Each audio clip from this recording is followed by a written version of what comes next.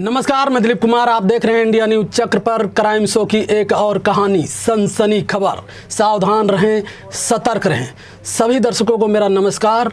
आशा है कि आप सब लोग खुश होंगे, हैप्पी होंगे, दीर्घायु रहें, ऐसा कामना करता हूँ। खौफनाक मंजर, घर से आ रही थी बदबू। पुलिस ने दरवाज़ा खोला तो लटका मिला महिला का शव।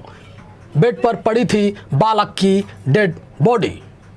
फिलहाल आइए जानते हैं कि पूरा कारनामा क्या है, आखिर इसके पीछे का राज। पुलिस ने मौके पर पहुंचकर जब घर खोला तो कमरे में 200 पड़े थे। कुछ ही देर में मौके पर लोगों की भीड़ लग गई। 200 में 100 महिला का था जो कि फंदे पर झूल रहा था, जिसे प्रतीत हो रहा था कि महिला ने रस्सी के फंदा बनाकर घर पर झूल गई, जिससे उसकी मौत हो गई। वहीं एक बालक का शव बेड पर पड़ा हुआ था। दोस्तों, आखिर इसके पीछे का राज क्या है? आखिर क्यों एक ही घर में दो मौत? दोस्तों, आइए जानते हैं क्राइम शो की एक और कहानी। सिविल लाइसेंस थाना में रविवार रात एक बंद पड़े घर में से बदबू आने पर पड़ोसियों ने पुलिस को सूचना दी। पुलिस ने मौके पर पहुंचकर देखा तो घर में एक कमरे में एक बालक और एक महिला का शव था। महिला का शव फंदे पर झूल रहा था तो बालक का शव बेड पर पड़ा हुआ था।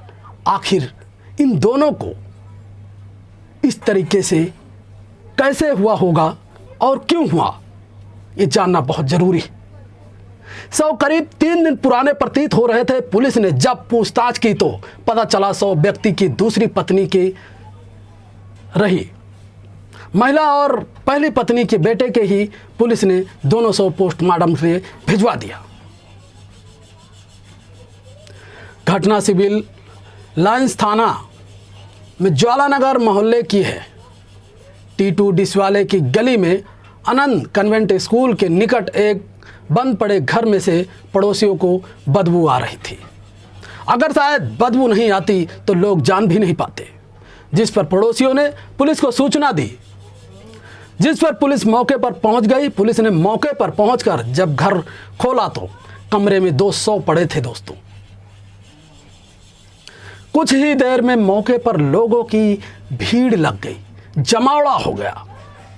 2 लाश एक घर में आखिर कैसे हुआ, क्यों हुआ, क्या है इसके पीछे का कारण, आइए जानते हैं इस वीडियो में।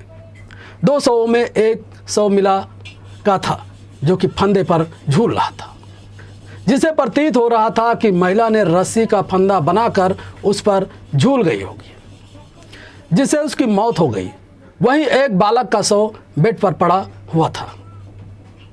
महिला तो शव पे लटक गई। आखिर इस बच्चे को किसने मारा? दोस्तों, आइए जानते हैं इस वीडियो में। सूचना पर एसपी अशोक कुमार और एसपी डॉक्टर संसार सिंह भी पुलिस बल पर फोरेंसिक टीम के साथ मौके पर पहुंच गए। पुलिस ने पड़ोसियों से पूछताछ कर शव के बारे में जानकारी जुटाने की कोशिश की, लेकिन किसी भी पड़ोसी से कोई जानकारी नहीं मिल पाई। आखिर बंद कमरे में एक छोटा बच्चा और एक औरत की मौत कैसे हो गई, ये राज ही बना रहा। आइए जानते हैं इस वीडियो में। इतनी देर में सूचना पर अनिल कुमार नामक व्यक्ति मौके पर पहुंचे।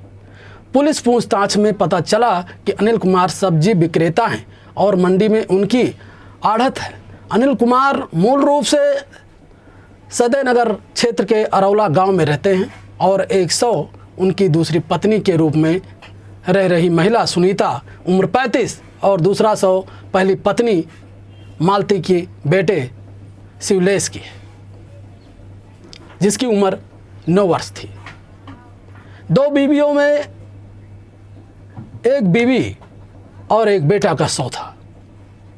बृहस्पतिवार रात में हुई थी बात। शुक्रवार को नहीं खुला था घर का दरवाजा। पुलिस पूछताछ में अनिल ने बताया कि बृहस्पतिवार रात को उसने फ़ोन पर अपनी दूसरी पत्नी सुनीता से बात की थी। इसके बाद शुक्रवार को जब वो ज्वालानगर वाले घर में पहुंचे तो उसने दरवाज़ा बंद था। उसने कई बार दरवाज़ा खटखटाया लेकिन दरवाज़ा नहीं खुला तो वो वापस चला गया।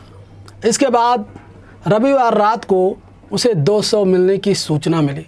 पुलिस के अनुसार अनिल कहीं जा रहा था, जिसको लेकर बृहस्पतिवार रात में हुई बात के दौरान सुनीता ने उसे जाने से मना किया था। दोस्तों, इतनी बड़ी क्राइम एक ही घर में 200, इसके पीछे का राज क्या है? फिलहाल पुलिस जांच कर रही है। पुलिस अनिल के बयानों के आधार पर मान रही है कि बृहस्पतिवार रात को उसकी सुनीता से बात हुई थी, तो 100 करीब 3 दिन पुराने होंगे। क्या सुनीता उसकी दूसरी पत्नी का ये हाथ है? आइए जानते हैं इस रिपोर्ट में।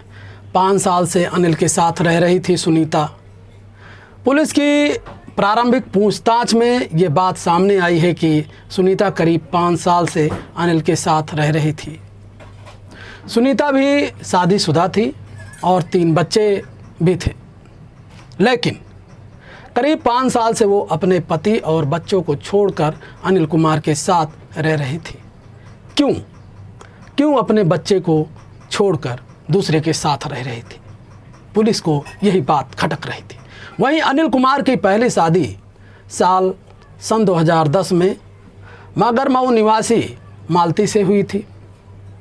अनिल और मालती की 65वीं अनुराग और बिलेश 3 बच्चे, जिनसे बिलेश का शव रविवार को मिला, दूसरी पत्नी के बच्चे का शव और दूसरी पत्नी का शव।